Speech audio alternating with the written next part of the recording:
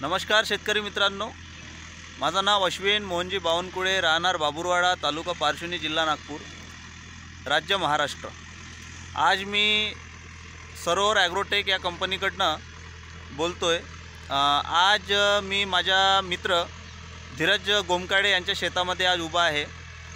आज यांच्या शेतामध्ये यांनी आपल्या सरोवर ॲग्रोटेक कंपनीचे प्रोडक्ट वापरून यांनी काय बदल घडवून आणला किंवा यांना जैविक शेतीमध्ये बगीचा आज त्यांनी 2 वर्षापासून जैविक शेती करून राहिलेले आहेत, तर त्यांना काय त्याच्यामध्ये बदल आले आणि त्यांना आपल्या सरोवर ॲग्रोटेक कंपनीच्या प्रॉडक्टचे कसे काय रिझल्ट आले आज आपण त्यांना विचारूया।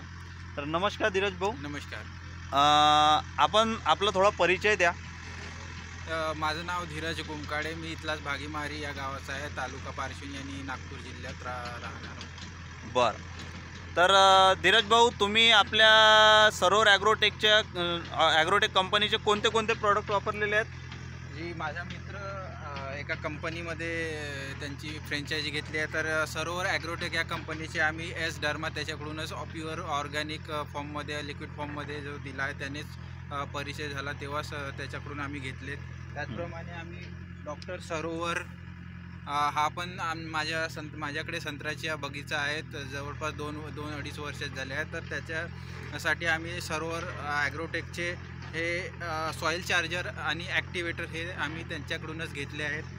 त्याचप्रकारे आम्ही सुपर सम्राट हे किडीसाठी आणि बाकी जे कीटनाशक आहेत त्याच्यासाठी आम्ही वापरले आहेत। ऑर्गॅनिक इन्सेक्टिसाइड आहे।